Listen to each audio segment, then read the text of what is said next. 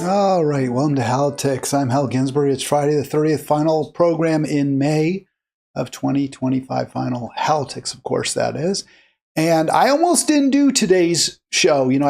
My kind of goal or the plan is to post every weekday an hour program, to do an hour for you. And most of the time, 95, maybe 99% of the time, those are live streamed programs either at noon Eastern time, or with Arlen, we start a little later to accommodate his West Coast location.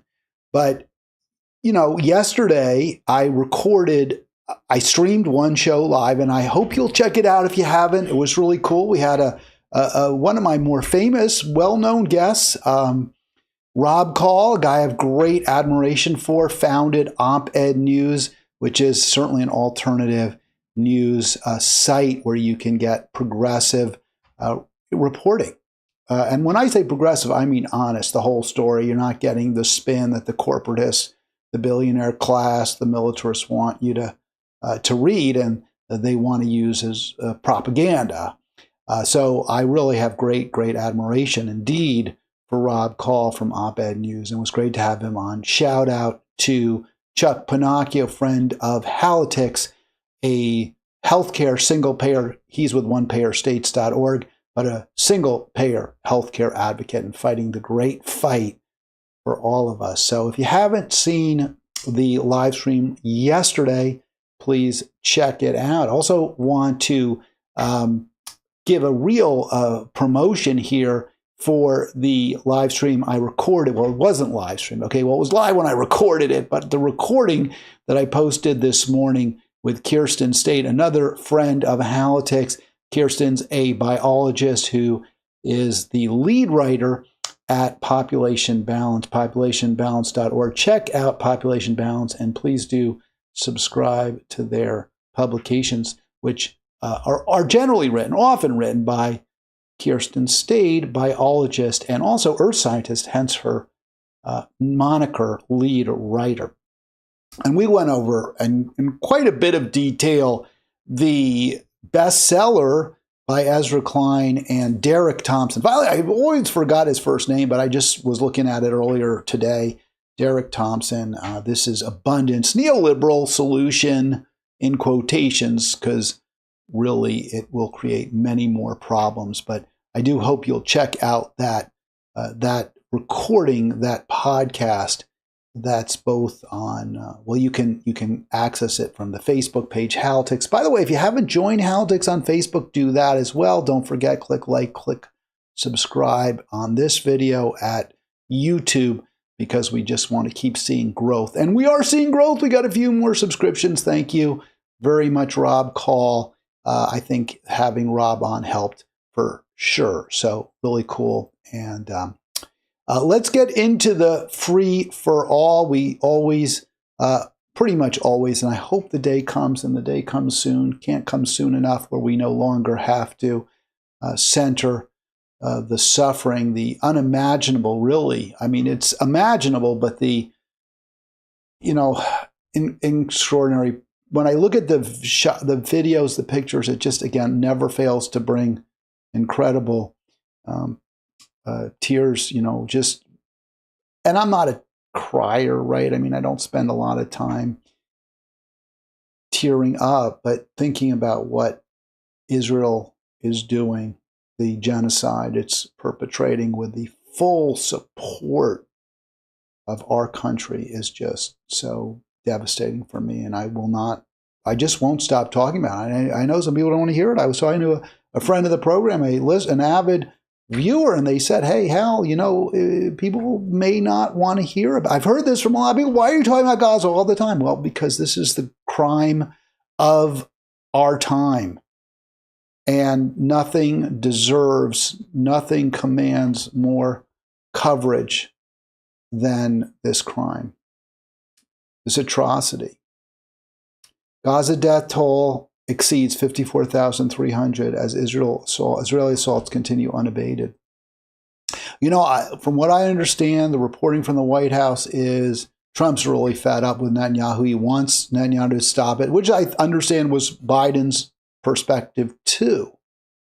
But neither one is prepared to just simply cut this guy off, cut Netanyahu. In fact, I had a conversation with another friend of the program yesterday, and we agreed, of course. And I've been saying this for years. It's not like I just said. You go back and look at old Halitics from a year plus, and I was saying, hey, of course the U.S. Army should be involved, the U.S. military. We should be involved stopping Israel. We should stick our troops between Israel and the Palestinian people, and we should be prepared to start mowing down the Israeli military if it tries to harm Palestinians.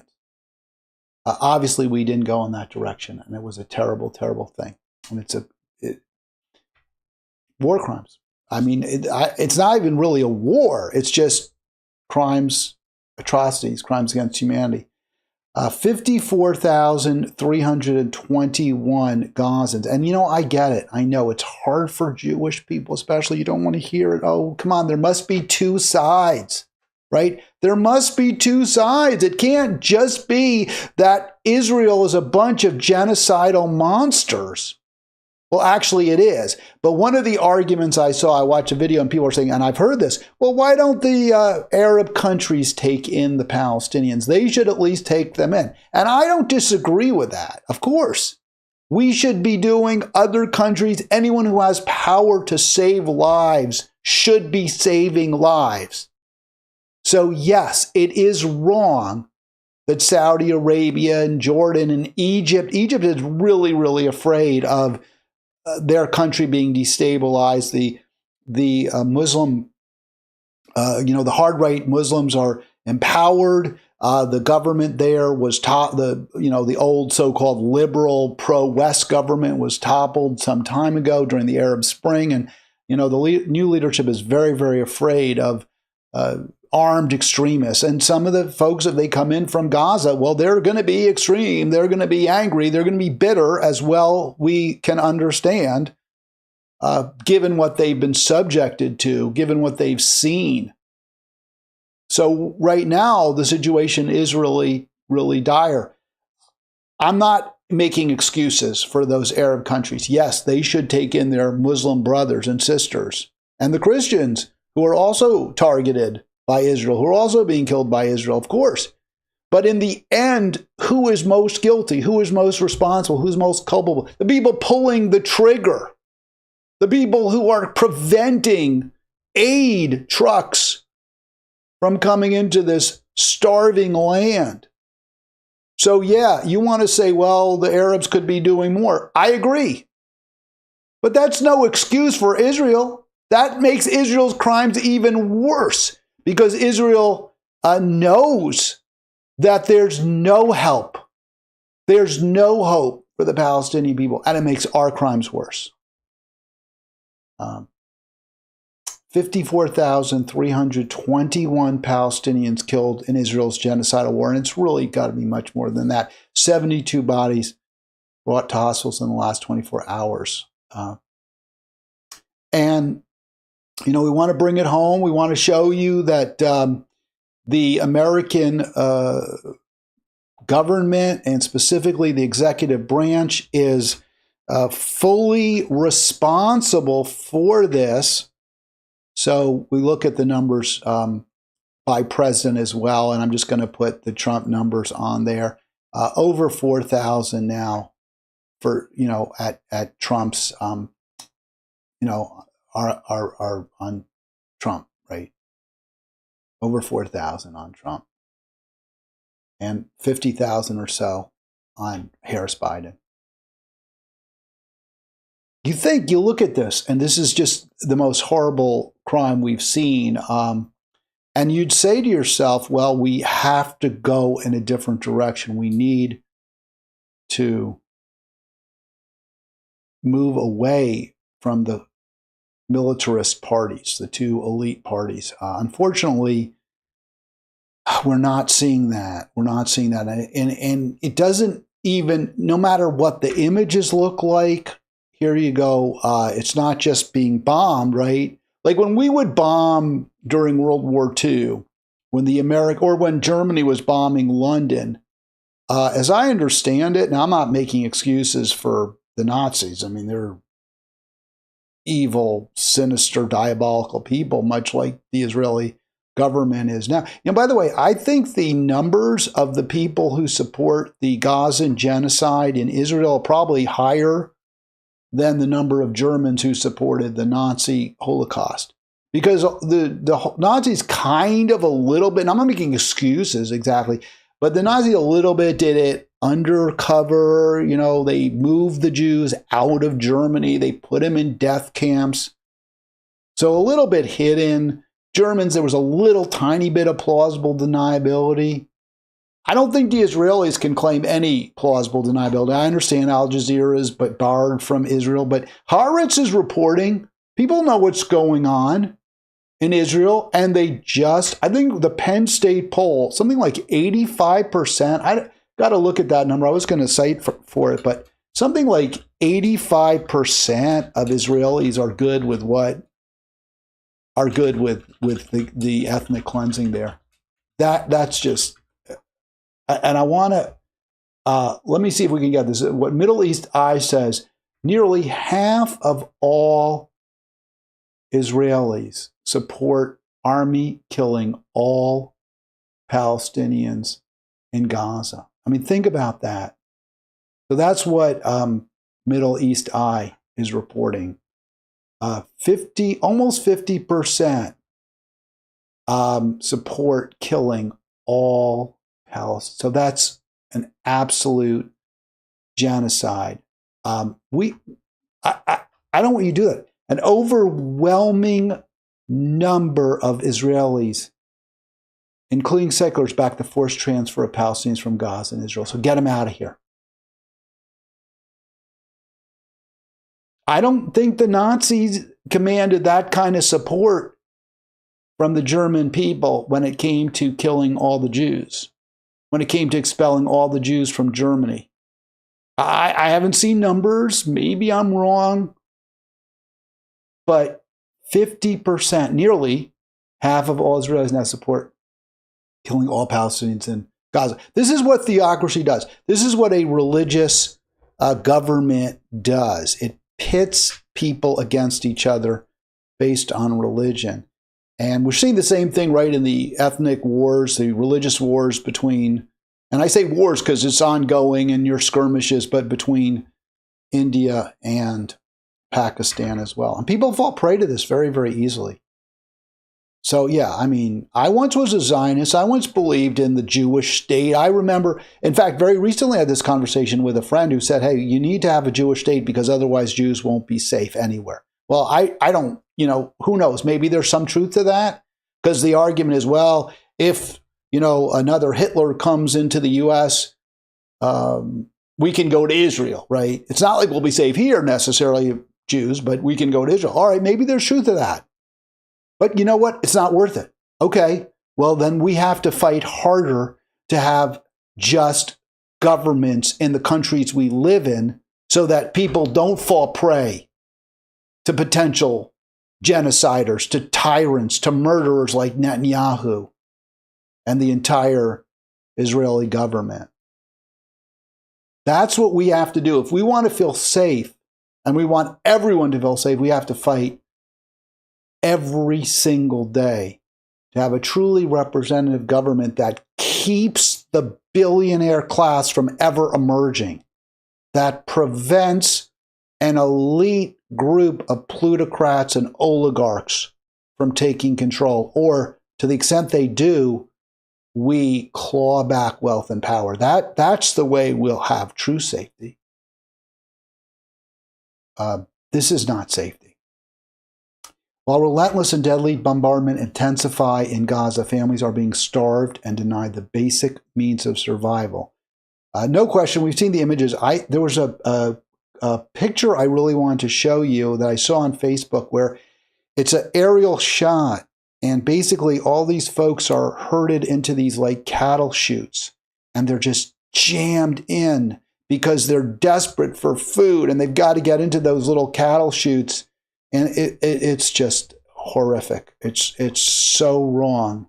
And this is, again, what U.S. is doing. Apparently that was pursuant to some kind of U.S.-Israeli controversial plan, which is making people fight for food. I don't know. They're just going to sort of drop the food off. I don't really even understand it, but it's not even happening because Israel says it's letting food in, and then it isn't. It lets a few trucks in, which, I mean, any food, I guess, is better than none. But what this does is it causes the Palestinians to be fighting, just desperate for any food. Here's a CNN video, pretty good video here. This is what we're doing, and we need. I can't. We talked about this yesterday with the op-ed news, Rob Call. No reckoning. Democrats haven't reckoned with what they did and why they're not popular and why they're hated. They haven't reckoned with that. They won't reckon with it because the people who are at the very top, the Obamas and the people who run the big organizations, the so-called progressive groups and the Democratic Party groups, they're good. They're good with the way things are. So why would they reckon with it? They're happy. They don't. Trump, well, whatever. My taxes are low. I've got my beautiful estate on Martha's Vineyard. What do I care? Now, the problem with that attitude is, of course, putting aside everything else, even if you're a sociopath, you don't care about anyone but yourself and maybe your family. Martha's Vineyard is going to be underwater. A lot of it's already, and it's not as pleasant as it once was because of the climate catastrophe, which is only going to worsen. So you're actually burning your own house down. It's true, you'll have the biggest house and it'll take a lot longer to burn, but it's going to burn down too. This is Gaza. Amid the crush of bodies clamoring for food, children are being put to an unthinkable test. Who will manage to fill their family pot, and who will have to wait another day to eat? This is how Gaza's children are being forced to live as Israel continues to block the entry of food. So I don't like, this is horrible, but at least they said, we're very honest. They said, this is how Gaza's children are forced to live. Passive voice. I'm like, really? That's where you're going to leave it? But then because of Israel's blockade, Israel and the United States are responsible for this cruelty, this inhumanity, this famine. A total siege that is now in its 11th week. A boy burnt by the small prize of lentil soup he has managed to win. A girl scooping what remains with her bare hands. But before it all, a search for food, for them and their families, with no guarantee of success. I wake up every day, then we go find a kitchen. If we don't find food, then we go to another kitchen and another kitchen, Mohammed explains. If we don't find anything, we go all day without food. Nearly all of Gaza's population now experiencing crisis levels of food insecurity or worse, with 56% at the emergency or catastrophic level, meaning very high rates of acute malnutrition and large gaps in food consumption. Unless aid gets in, more than 3/4 of the population are projected to fall to those emergency levels. As this man-made crisis worsens, Israel and the United States approving a new, tightly controlled mechanism to get aid into some parts of Gaza. A person involved in the planning said Israel has agreed to allow some aid into Gaza in the coming days, but Israel has yet to say so publicly. The UN says it won't participate, saying the new plan will make things worse, facilitating forced displacement and putting civilians at risk. Yeah, so that's because the forced displacement, they'll only deliver the food into certain spaces where they want to herd the Palestinians, the Gazans, into those small areas and then easily remove them, or worse. And that's what we're seeing. So there's, this is when you give up hope, right? When you see this, when you see images like this, when you hear that 50% nearly of Israelis actually support killing all of those people. I really used to believe, Jewish people were somehow better. I was Jewish. We have this culture, we have this history. We didn't we weren't responsible for the Holocaust, which was true. We weren't. But look what we're doing. Jews were very involved, very supportive of the civil rights movement in the 60s. And again, that's something, you know, I took pride in. But now there's this. It just blots out everything. You hear, you see, you learn what is happening. You see that the duopoly, the corporate parties have created this Israeli monster and fully support it now, have refused to take the necessary steps to rein it in, to protect human life, to protect children. That's where we are with our two-party system. And what I've been saying over and over, and it seems so obvious, we got to do something else. We've got to reckon with this. We've got to say, okay, this hasn't worked. This has made things worse.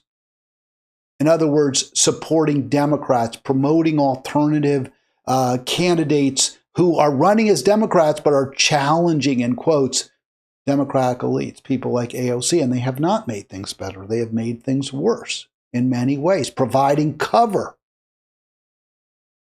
lying to the American people about, you know, people who have some credibility, lying to the American people, telling us that Joe Biden isn't demented. I mean, who could believe it? Why would anyone believe it? But that's what they told you. Some probably did believe it. Lying to the American people, telling you that Kamala's working tirelessly for a ceasefire, when we all know she wasn't.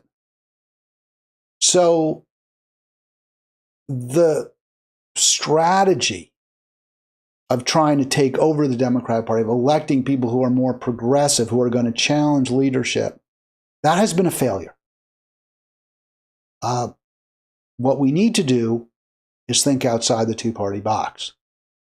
Cenk Uygur here is going to give you his big announcement. And I will say, on a few occasions of late, I haven't totally disdained TYT. They have gone after this kind of facile wokeism that makes the problem even worse, pitting poor, struggling, working people against each other based on identity rather than joining, uniting people based on economic interest. So I give Cenk a little credit for doing that. But in the end, he's showing here he is what he is. Big announcement today. We are launching a populist takeover of the Democratic Party. We're doing it through a Rebellion PAC, rebellionpac.com. Sounds pretty like something we've heard before, right? This takeover of the Democratic Party. But it's a big announcement. We're going to take over the Democratic Party. That's 25, maybe a week or so ago. Some people are kind of excited about it. And I'm like, well, were you excited back in 2017 when Cenk made the exact same announcement with then BFF, bestie, Kyle Kalinske, another YouTuber type, who was, I don't know, well, they created, the two of them, Justice Democrats. Were you excited in 2017 when that happened? I'll be honest with you, I was. I thought it was a really good idea. I, at that point in time, was really, sort of checking out various progressive groups. I was working with a group called Progressive Maryland. I believe I was doing some writing in support of, more progressive causes. And I shortly thereafter got really involved with Our Revolution. I may have already been at that time. I don't really have all the times. This is January 2017. So right after the election of Trump, right after, I guess, Trump was about to be inaugurated in 2017. And what Kalinske and Uygur did is they teamed up to run progressives, people who weren't going to take corporate money, who were going to be pro single-payer health care, pro jobs, pro tariffs, to take on the Pelosi's in the party at that time, the Steny Hoyers. I guess they're still in the party, but they're not in power, not in leadership. The Clyburns. That's what Clyburn was instrumental, by the way, in helping defeat Bernie in 2016, as he was in 2020. So that's what Uygur and Kulinski were doing with Justice Dems. And they did recruit AOC. They recruited Bowman, some others, maybe Presley, Ayanna Presley. And I thought this was great. I absolutely supported it. I was big on this plan. And and that's something that Our Revolution was big on, which is why I got really involved in Our Revolution. I never saw this as Democratic only. I never saw it as just an inside game. We're going to change the Democrats from the inside by electing, progressives in primaries. I saw it as an inside-outside. Yes, we'll support Democrats who we like, and we'll support progressives who challenge corporate M's, but we're also going to look to alternatives to the Democratic Party, Green Party candidates, independents. And pretty quickly, that was not the strategy. Pretty quickly, the strategy became, oh no, we're supporting Democrats. Yeah, we'll support more progressive Democrats in primaries to the extent there are primaries, but when it comes to the general election, we got to defeat the Republicans every single time, and that's going to be our focus. So that they started to lose me with that, and it didn't take long for that to happen. But in the moment, after we had seen just how badly we had been betrayed by Barack Obama, in terms of him vastly increasing the size of the security state, the drone program, the grand bargain, right, which was to untether Social Security payments from the CPI and changing the CPI. So after we saw all that, I'm like, no, we need to have an accountability mechanism within the party that will primary folks, even Obama's, for example, people like him. So I was all on board. But the Justice Democrats in 2017 were the exact same thing as Cenk's rebellion pack is today. It was a means, allegedly, purportedly, ostensibly, to take over the Democratic Party. And it did not work. It just failed.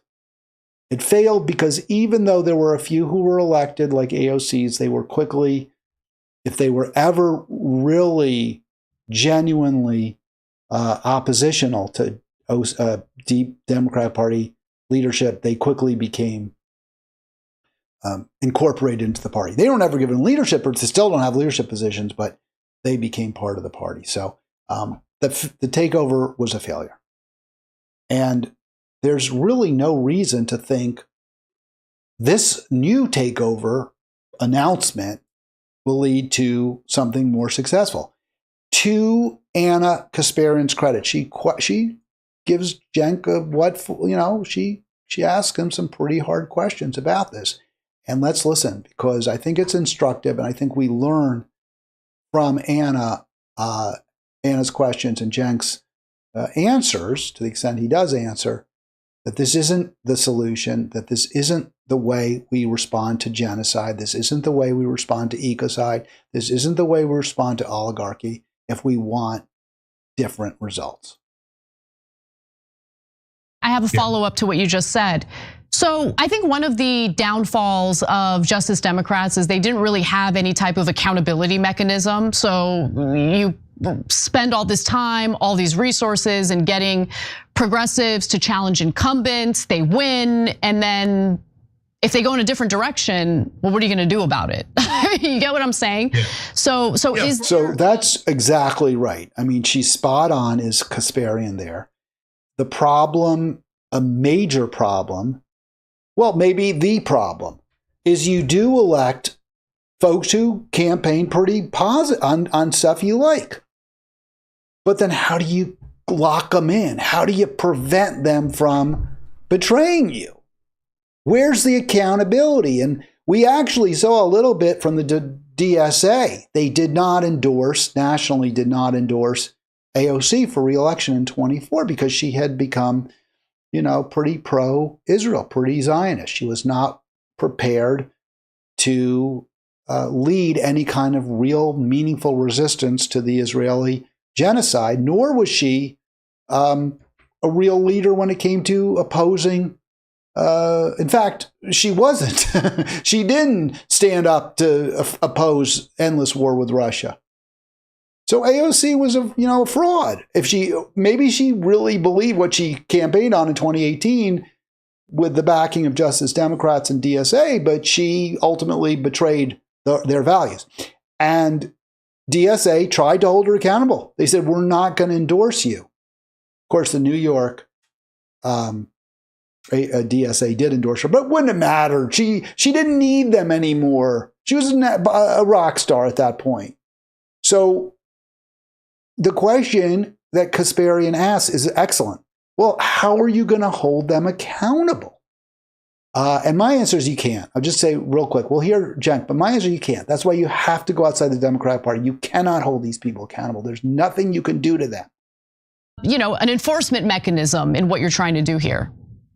Yeah, for sure. And so, look, if you get into office and then we go, okay, paid family leave is up first. And everybody can go on TYT.com to see the populist plank, but you could also go on rebellionpack.com now to see the populist plank. It started on TYT as just an idea. Now it's being put into practice as a real plan. And so if we say paid family leave is up first and people then go, okay, we're not going to fight on that. Our candidates, after we put blood, sweat, and tears into getting them elected. No, you're out. No. All right, so he's saying you're out. Okay, well, big deal. Here's the populist plank, right?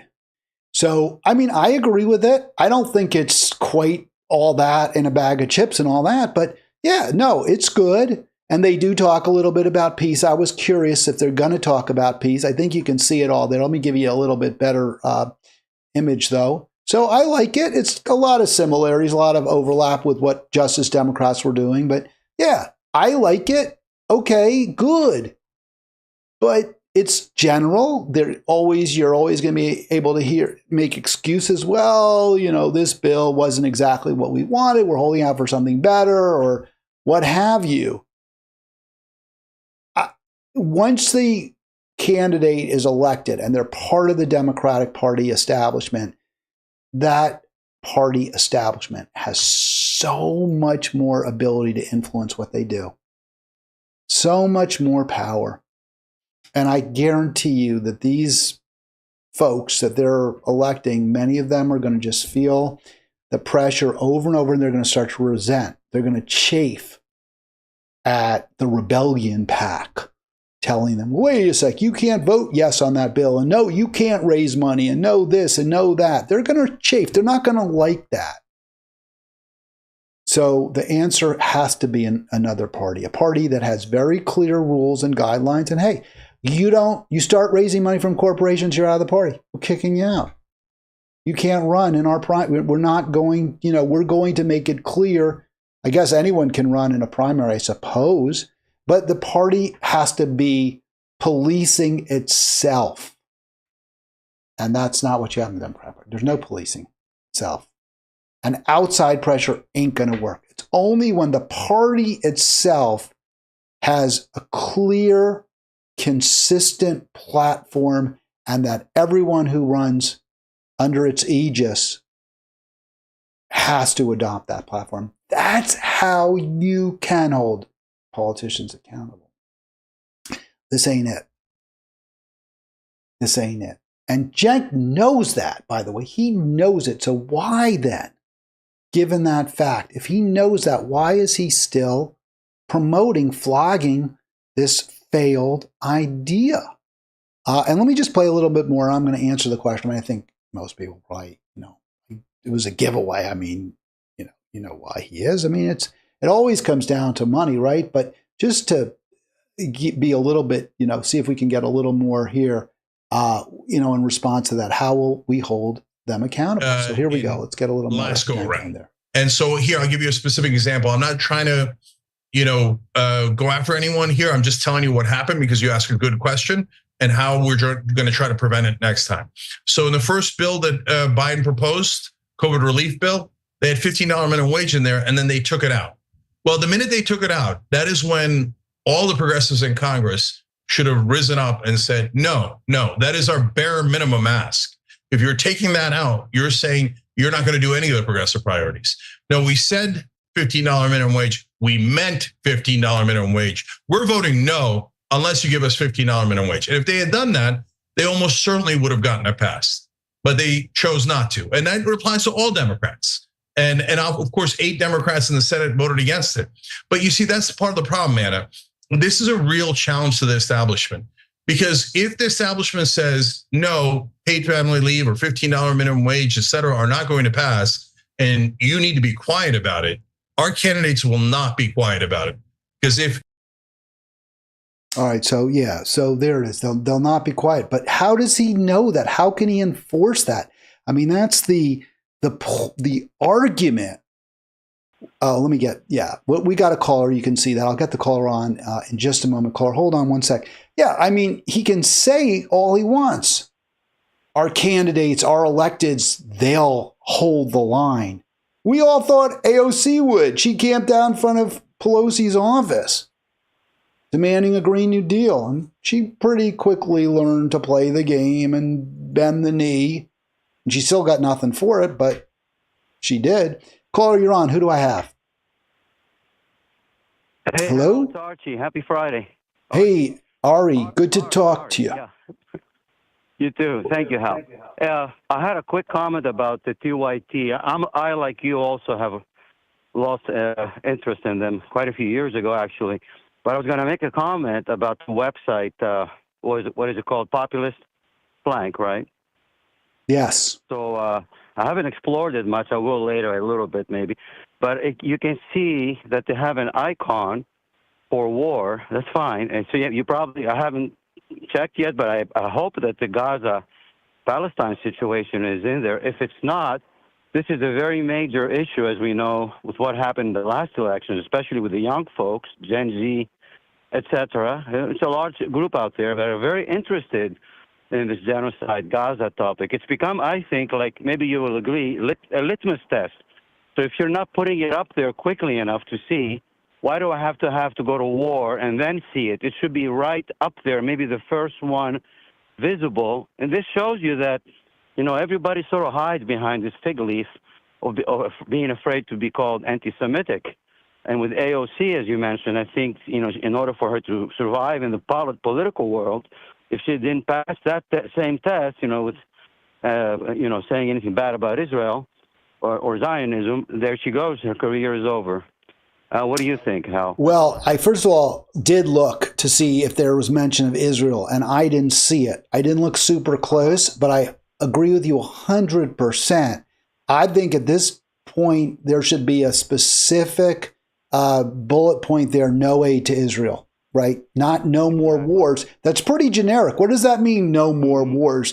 You could say, well, I'm going to vote for aid for Ukraine, not for us to go to war, but because Russia started that war. So you get, there's a lot of wiggle room in that kind of peace icon there, no more wars. I agree. I think it should say no aid to Israel. That's it, right? Period. No aid to Israel, or stop the genocide. Use the army, use the military to stop Israel's genocide in Gaza. So I agree with you. Yeah. This plank doesn't go nearly far enough, in my opinion. Right. Yeah. I mean, just that simple. One last thing I was going to say, Hal, was they're becoming these very large known online platforms, and they're getting their likes, and they're the other guy would be that comedian, I forget his name now, from New Jersey originally. He's very popular too, like TYT. I think he might have been with TYT originally. Anyway, so they're like politicians. They're afraid not to say something that will hurt their constituents, their followers, etc. That's how I see it. They're becoming like another platform that's parallel to what's going on in our Congress. 100%. They're captured by their audience. They're captured by potential donors. This guy, Tim Pool, for example, has come out, goes on Bill Maher, big Zionist, pro-Israel, attacks Hamas at every opportunity, always pivots when criticism is leveled against Israel, pivots to try to pin it on Hamas. Yes. That guy was exposed as getting paid, I believe. I always have to be careful what I say. I want to be absolutely certain. Pretty sure Tim Pool's getting money from pro-Israel Zionist groups. So some of them are bribed. Some of these influencers are actually getting paid to tell you what their sponsor wants you to hear. Mm-hmm. I'll have to check that person out. And one last thing, I put a couple of chats in your, about 3 chats I think I put in your feed for YouTube. I don't know if you're watching the YouTube. But one thing I said on the last one was the only one Israeli and superpower, so-called ally, that can put a full stop to this immediately is, unfortunately and sadly, the United States. There's no one else. The Europeans talk and critique, but the one that can put a full stop is the United States. One phone call for Mr. President. I don't see. Yeah, but they won't do the one thing they need to do. And I agree with you, and I've been saying this exactly right. The U.S. could stop it. That's why we're so complicit. We're not only that we could stop it, we're promoting the killing, the murders, the war crimes. But we could stop it if we cut off Israel, but that's the only way we can do it. Right. Things are shifting. I'm staying hopeful. Like you do sometimes. But, I go back and forth. Is it going to go this way? Where as soon as we hear another peace talk or whatever they call it, the ceasefire, and then there you go, Hamas. Of course, the legitimate request from Hamas is to put a full stop and enough of this temporary ceasefire. It's nonsense. Enough of temporary ceasefire. Full stop, no more war, and then, but Israel is not going to do it, and they have all the enablement from us, unfortunately. Thank you, Hal. All right. Thank you so much. That's Ari. Always great to hear from him. I really appreciate the call. And I think what I had heard about Tim Pool, just to be real clear, is that he was getting invited to certain events. He had, started talking pro-Israel more so. And that's because he is, repeating the Israeli line. So here's what Hassanabi, that's Hassan Piker, I believe he's actually Cenk's nephew, maybe, just to show his tweet real quick, what he has to say about this, where Pool went to the White House, and Pool was like a guy who covered, as I understand it, the Occupy, right? Which was, an organic ground up movement that went nowhere in the end, although we were hoping it would bring about some change. Barack Obama helped crush it with the, was it de Blasio at that time? Supposedly the progressive mayor of New York, I'm not sure. Tim Pool, I was in the White House today, and the crying libs were not. And then you see what Hassan Piker says. Pool gets access because he's pro-Trump and pro-Israel, by the way. And so that's the basic understanding, is that by adopting these horrific anti-human policies, he gets, special dispensations. So that's how people are captured. And that's how basically AOC was captured. She's sort of, kind of now an insider with the Democratic Party. She did get that plum speaking opportunity at the DNC, and she used it to lie about Kamala. But she got what she wanted. She got a national audience, millions of people watching her, and she got a lot of people praising her. Oh, look how she's come around. She finally gets it. That's where we are. All right, 240-242-5646. Great to hear from Ari. Ari writing here, I want to say, almost feel sorry for the Israeli population, brainwashed with hatred and phobia. Major assault on mental health, natural scale. I actually don't. I just can't. I can't feel any sympathy for them. I understand what you're saying, and yes, they're wrong, and yes, they're misguided, and maybe some of them, when they see more images, like some Germans, when they saw what their government had done to the Jews, were sickened by it and felt guilty, and maybe there were suicides. So that could happen with some. There could be some remorse, but no, I don't have sympathy for them.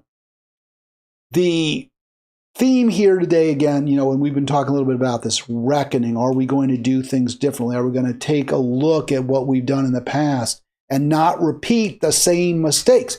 Because what Cenk is doing is he's repeating the same mistake.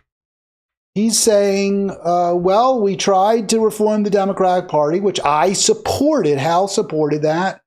And it was an utter failure. Now we're going to try again. And we don't really have any legit, accountability mechanisms, but we're going to say we do. And why? Well, this is why I say, he can do it. I guess it's in his interest. We can see why he's doing it. He's going to, he's raising money.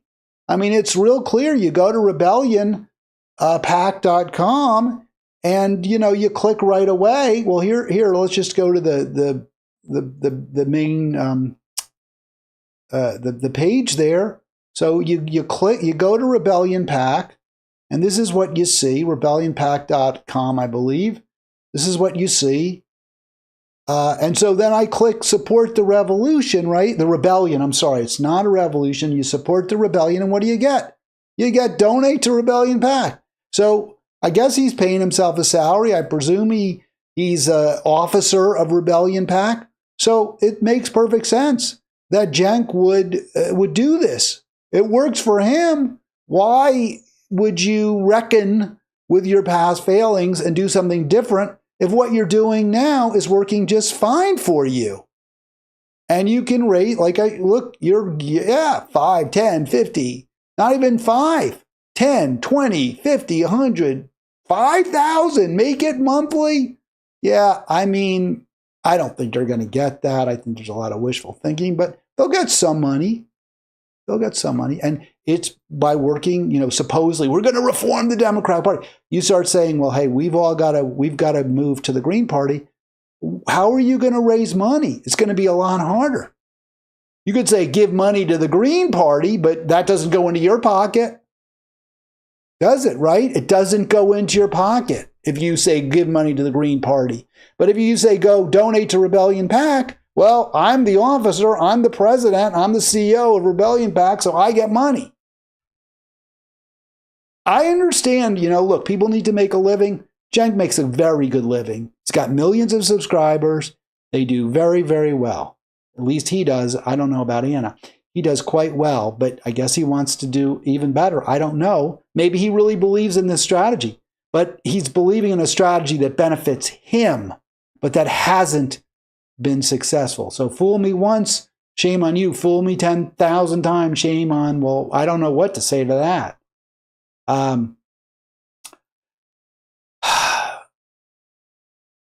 What do people look? I get a lot of heat. I've gotten a lot of heat in the past because I've said, hey, I don't believe in all the identity politics. I don't believe in trying to separate out, people who are women have different interests from men, and people who are black have different interests from people who are white.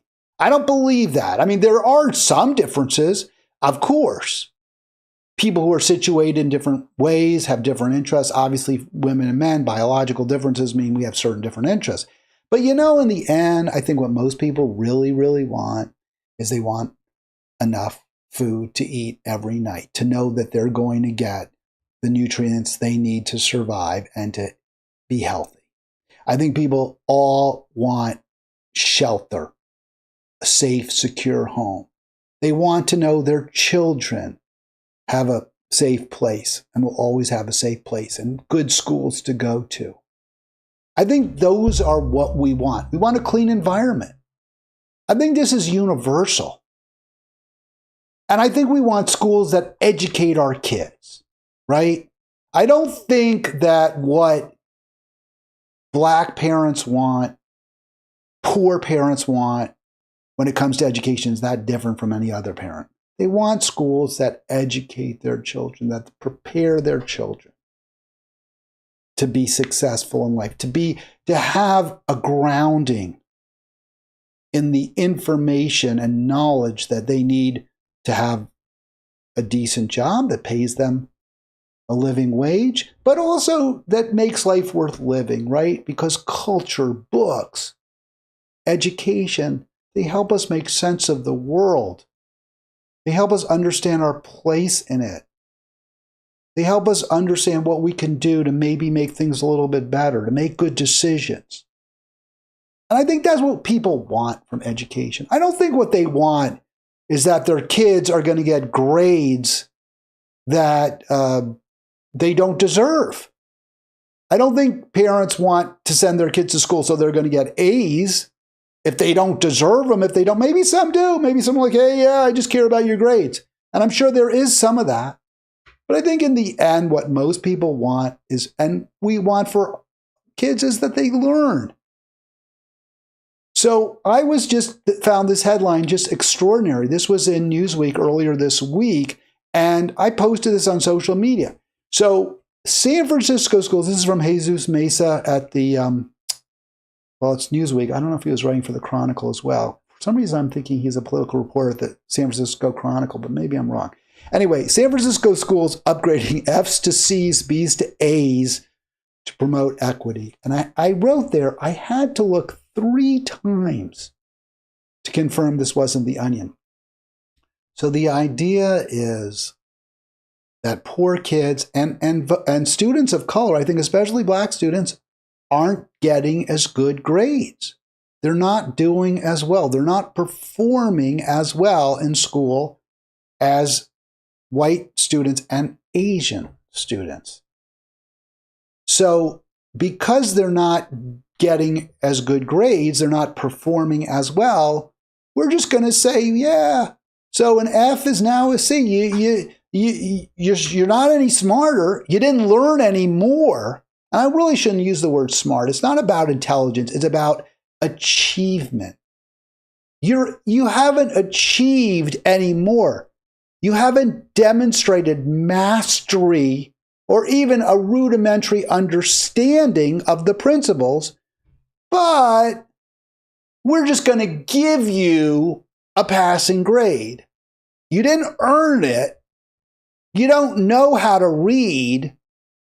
You don't know how to do algebra, but we're just going to give you a passing grade because we want equity. Now, there's so much that's so wrong with that. But I'm just going to start with how bad it is in terms of the administration and the teachers. How it totally takes the burden, the responsibility, the obligation of the educators to teach kids off their shoulders. Well, they all got C's or better. There's a lot more A's, so obviously we're teaching. How terrible is that? How wrong is that? How misguided? And I'll tell you another huge problem. It takes a huge amount of the incentive off the kid. Hey, I got a B, it's really an A. Why should I study? Why should I learn? And in the end, it is a tremendous disservice to the students because they don't learn. And when you go to your job or you go to college, you don't know how to do anything that you need to know because you weren't required to learn it to get a passing grade or to get a good grade. It's wrong on every level, and it's not going to promote equity. It's going to do just the opposite because people who are passing are going to be maybe moving on to colleges, universities, or to jobs that they're not prepared, they're not qualified to fill, or schools that they aren't able to matriculate at successfully. So people are going to be like, well, you know, they're going to be viewed as DEI, affirmative action, right? they say it's to promote equity. Well, that's diverse, right? DEI, diversity, equity, inclusion. That is a bad word, right? It's a bad expression. People are like, oh, it's your DEI. Well, that's exactly what people will say. Now, I had to look 3 times, but this story was edited, and now San Francisco public schools have reversed, and they're not going forward with that plan. Now, the plan wasn't universal, right? It wasn't apparently a requirement. Some teachers were going to implement it, others weren't. But there was so much criticism, such blowback, that San Francisco said, no, we're not going to do it, which is good. I mean, they shouldn't do it. But I still talk about it for a couple reasons. One, who could have thought it was a good idea? Why? And also, even though it's not the San Francisco public school method of grading or even being allowed, there are other schools in the Bay Area that have used this policy, that have used this program. So let's just go through this context here, because this is from the article that they had to, edit, right, to correct. They are in place. Similar policies across other Bay Area districts such as Dublin, Oakland, and Pleasanton have seen mixed results. I don't know what was mixed about them. I guess some people were happy that they were getting C's instead of F's. Have seen mixed results and strong reactions. Dublin Unified attempted a pilot of equity grading, which included removing zeros for missed assignments and awarding a minimum of 50% for any recently attempted work. That pilot was met with outrage and resistance. Parents created petitions, formed WhatsApp groups. You know why? Because they want their kids to learn. Because they're saying you're not learning if you just make a reasonable attempt, whatever that means. Not that you have to master the material or show some understanding of it. You actually have to succeed. You make a reasonable attempt. And they're still able to use it, some teachers, at their discretion. So why, when clearly parents reacted extremely negatively to this, why would it have ever even been considered? Well, here's what Newsweek reports. This guy, Joe Feldman, a grifter par excellence, an educational consultant, known for his book, Grading for Equity, he was hired, or they were going to hire him, to make a lot of money. If our grading practices don't change, the achievement and opportunity gaps will remain for our most vulnerable students. All right, first of all, with regard to achievement, this will aggravate the achievement gap, because you're not achieving if you get a C, even though you really did F quality work. You're not achieving. You didn't achieve anything. You just changed the yardstick. It's like you take, you go to the doctor and they move the measuring stick. So instead of being 5 feet tall, it says you're 6 feet tall. You didn't actually get to be 6 feet tall. You're still 5 feet. It's just that you're using a different stick. It's extraordinary. And this,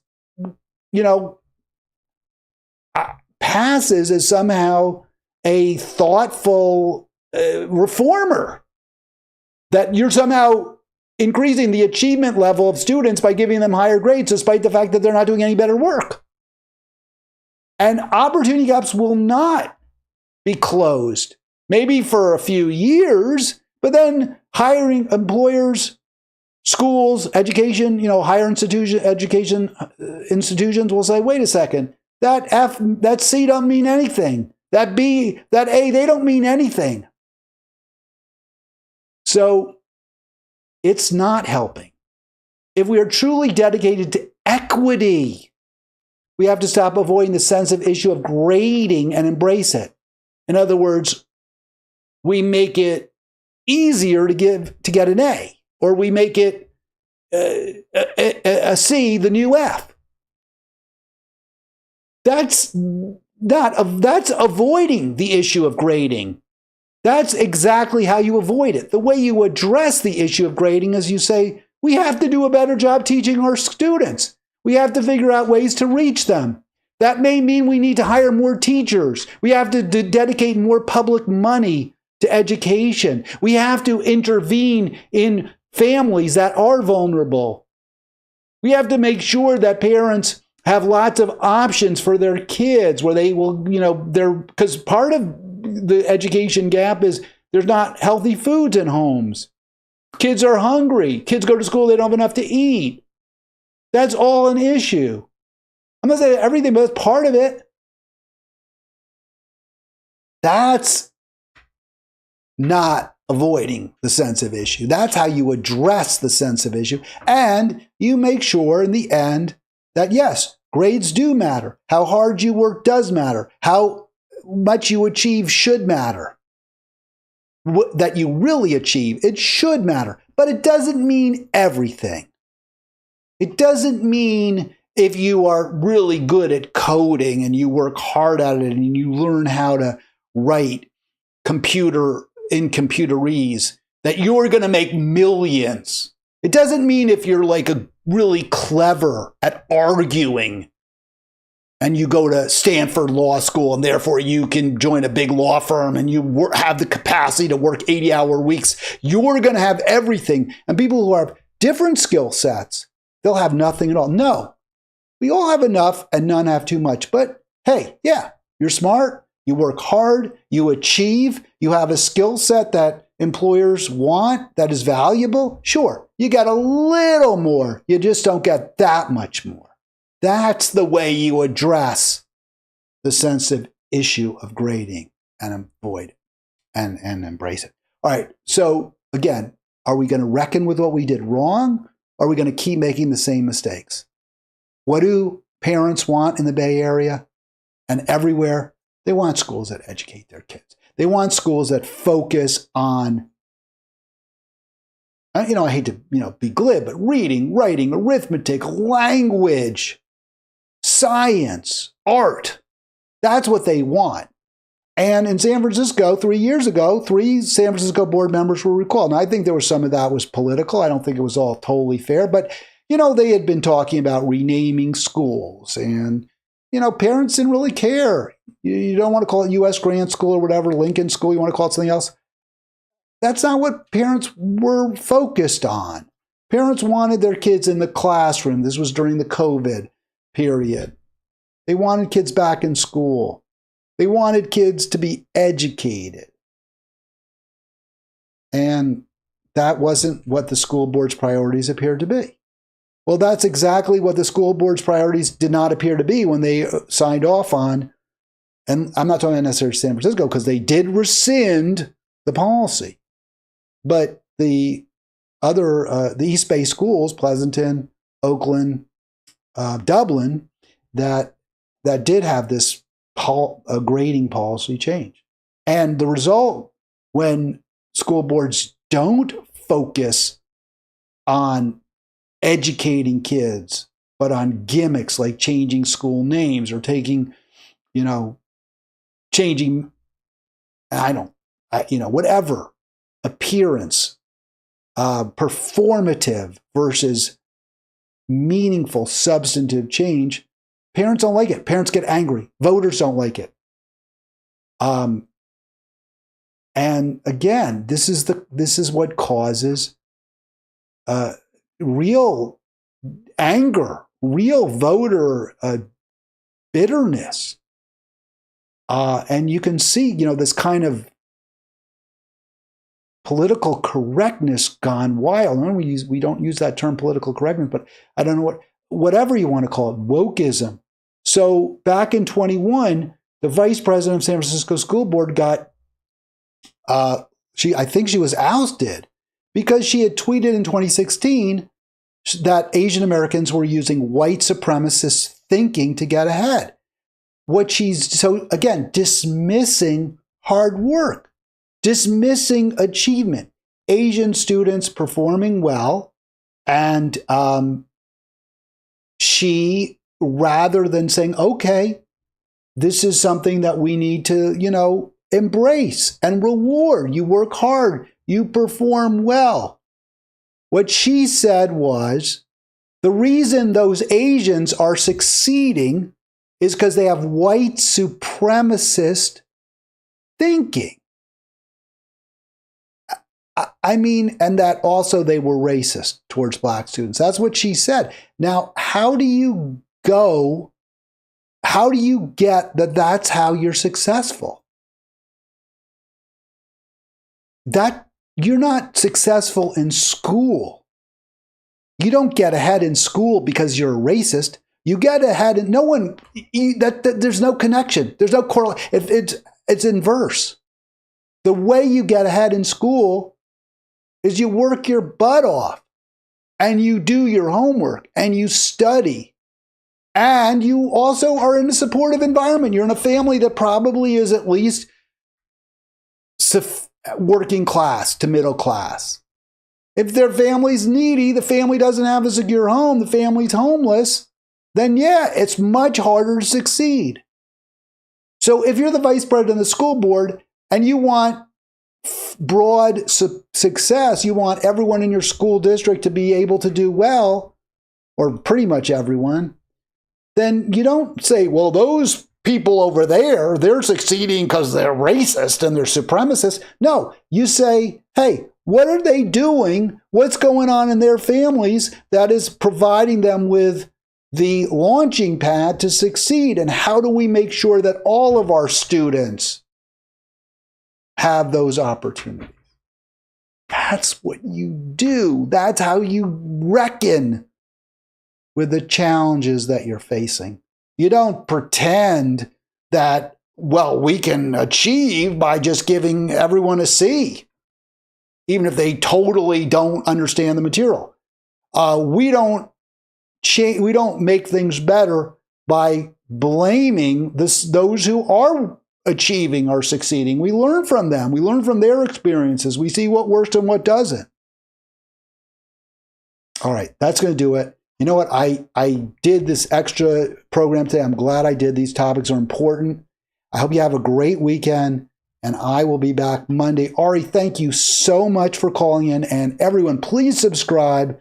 Please like. I'll give you one more. Subscribe now. There you go. So it's there. Subscribe. See, there it is, and there's the bell. Please do subscribe and click like as well. Makes a difference. Helps us beat the algorithm. I'll be back Monday. Have a great weekend.